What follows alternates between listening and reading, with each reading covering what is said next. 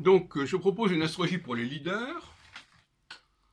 Donc, voilà l'astrologue de leader. Voilà.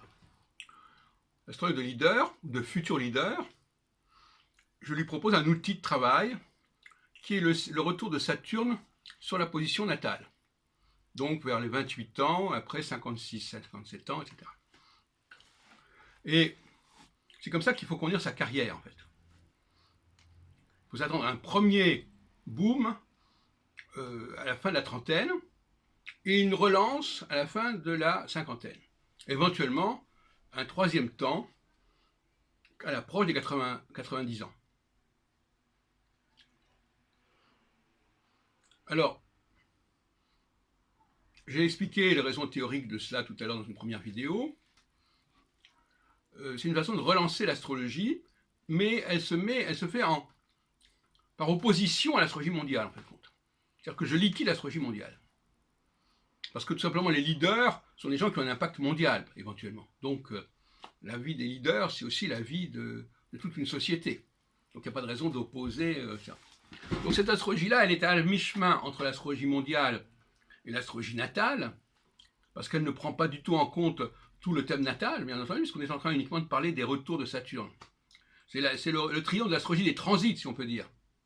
Mais transits uniquement sur Saturne. Et ça n'est plus, c'est aussi, elle rejette aussi l'astrologie mondiale avec ses cycles, surtout les cycles entre planètes, dont j'ai fait la critique de manière décisive, je crois. Donc c'est une astrologie qui se situe au juste milieu entre l'astrologie génétique natale et l'astrologie mondiale.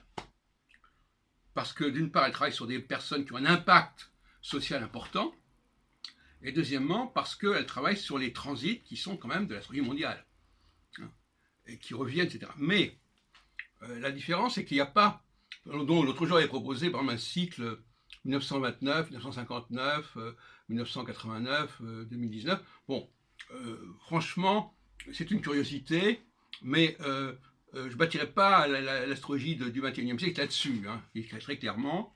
Pourquoi ? Parce que moi, ce qui m'intéresse, et en ce sens-là, je suis un peu comme Gauquelin, ce sont les statistiques. C'est de montrer que ça marche sur un très grand nombre de cas.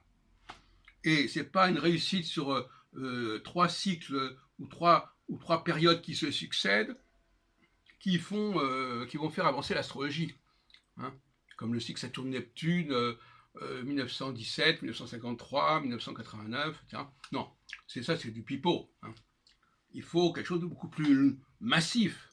Montrer qu'il y a des milliers de leaders à travers l'histoire qui ont vécu le même schéma 30, 60, 90 ou 28, 56, 84, etc. Bon, donc c'est ça qui nous intéresse ici. Et ça devient une astrologie extrêmement facile, puisque on n'a pas besoin de connaître la date de naissance exacte, puis de connaître l'année de naissance, on n'est pas dans les trucs trop précis. Donc voilà, donnez-moi votre année de naissance, et je vous dirai le genre de choses qui ont pu se produire à telle et telle année. Mais telle année, ça veut dire simplement 2 ou 3 rendez-vous, selon l'âge de la personne. Si quelqu'un est très jeune, à 20 ans, mais que quelque part, il a quelque chose en lui qui laisse entendre qu'il pourrait avoir un certain impact au cours de sa carrière, eh bien, il faut lui annoncer de se préparer à la période de ses 27-28 ans, parce que c'est à ce moment-là qu'on va voir s'il y a vraiment un démarrage d'une carrière de leader ou pas. Si à ce moment-là, il n'y a pas de démarrage, donc il est hors course, il ne fait pas partie du système. S'il y a un démarrage, non seulement il y a ce démarrage, mais on sait qu'il va y avoir un retour à la fin des 50 ans, de la cinquantaine. C'est écrit, en quelque sorte. Parce qu'il y a le retour, le repassage de Saturne sur le point natal, mais comme je l'ai expliqué tout à l'heure, c'est le point natal stellaire. C'est pas la planète elle reste pas là. Le Saturne natal, ça veut dire quoi, le Saturne natal ? Il est inscrit dans le thème natal, mais ce qui est intéressant, c'est qu'il soit inscrit dans le ciel, et que Saturne retrouve ce point natal dans le ciel. Or, la carte du ciel, c'est les étoiles fixes. C'est là qu'il peut y avoir une étoile qui correspond au Saturne natal. Et donc, quand Saturne repasse sur cette étoile, correspondant au Saturne natal, eh bien, ça déclenche un processus comme celui que j'ai décrit.